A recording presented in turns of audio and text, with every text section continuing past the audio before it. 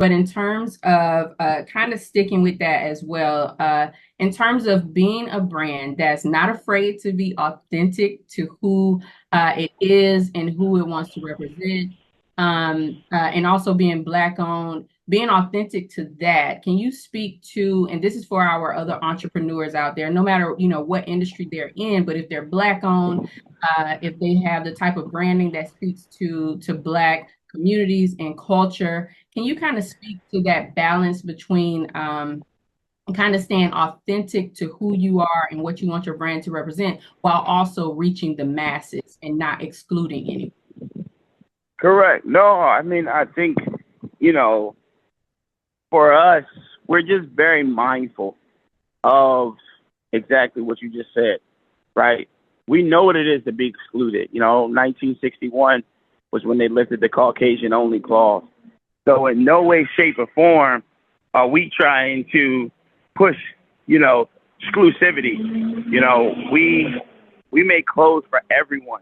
We often say you don't wear polo, excuse me, you don't play polo, but you wear Ralph Lauren. And so again, the whole idea is this isn't just exclusively for golfers.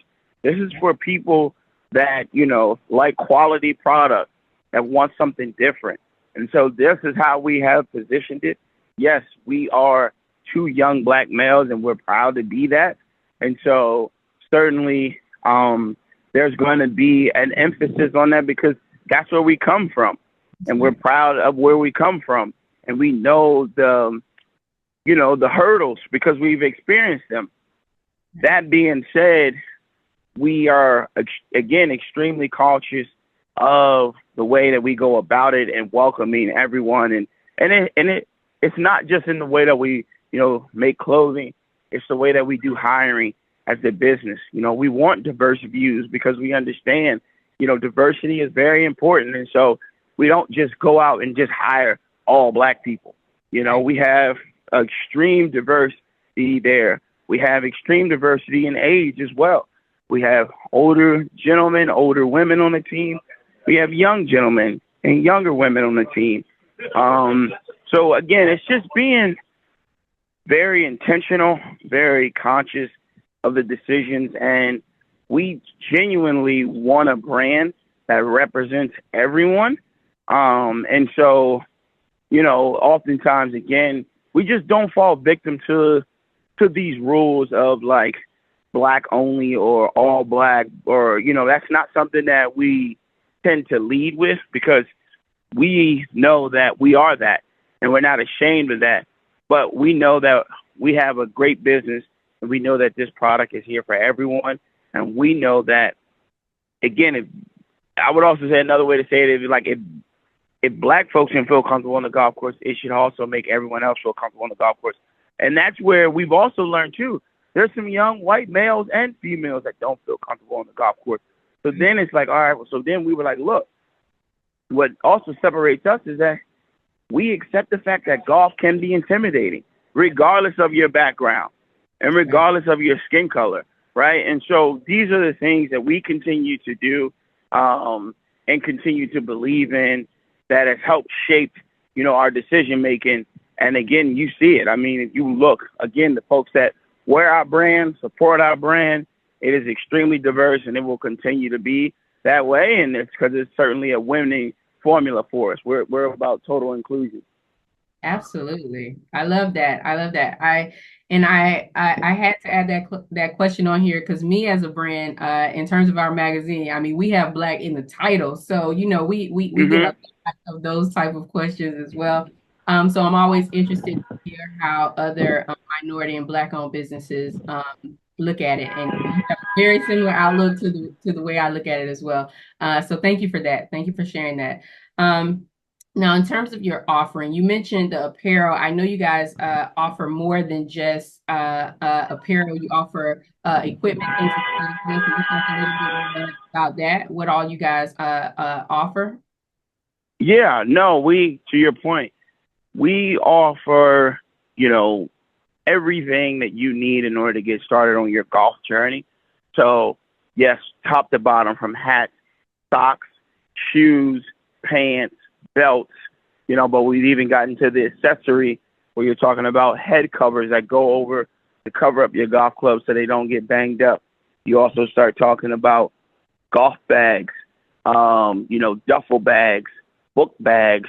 And we look to continue to expand that, as we look towards the future. We want this to be a place where you can not only come for those sorts of things, but how do you come and figure out, golf tips, golf lessons, golf courses, community. I think that's probably the biggest thing that we also offer is community. It can be very daunting. It can be very intimidating. Oftentimes, golf is displayed in a way where everybody feels like everyone's good, right? Because they only show the best parts of that. It's like a highlight reel, the way golf is televised. But that's not real golf. And so I say all that to say, we want to foster a community, and we do a great job with the community days where you can find people that look like you, think like you, like the same things that you like, and bring that together. And like I tell people, who's not looking for, $40 worth of good time, right? And I believe that's why golf is exploding. Who's not looking to get outside, spend, quality people, all those sorts of things. So there's just so much that golf has to offer, and we eventually want to offer all that to the world. Our gateway has been product, and we're going to continue to make that our cornerstone. But like I said earlier, we'll continue to add certain elements to be able to, again, if someone is coming to Eastside Golf, we want it to be a one-stop shop. That's right. I love that too. And then in terms of just knowing how, the summer season just kicked off recently, and we've already started seeing major heat waves across the country.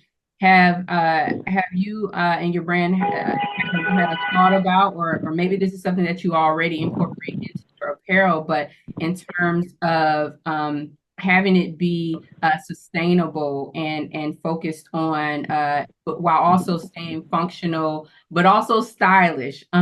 There's so many pieces into that. Can you tell us a little bit about that? Yeah, no, that's a great point. I mean, we've really done a lot of late, focusing on the performance element. We just released a new Snap Polo. That's our first performance polo that's done extremely well. It's a nylon and spandex mix, and it's just breathable, but it holds up. And so there's been a great reception to that so far to the consumer.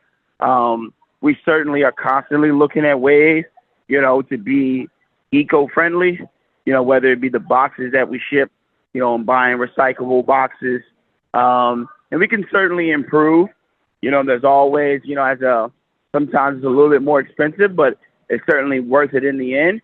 And so we have noticed the heat, and we definitely know that our product can hold up in the heat as we continue to look, different ways of, sustainability. But quality is something that we really, really is important to us, and we try to lead with that, but always looking to improve. Absolutely. Absolutely. And in terms of being able to do that and adjust where you need to and improve anywhere that you feel necessary, do you gather feedback from your customers, from people who support Eastside Golf? And if so, how do you go about getting that feedback? Yeah, so we do surveys. We have an app as well that we talk to the community a lot. And we're just out and about. Community Day is a huge time, and we get people flying in from all over.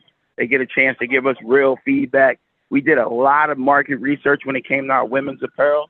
Obviously Elijah and myself being two males, not having, traditional fashion background.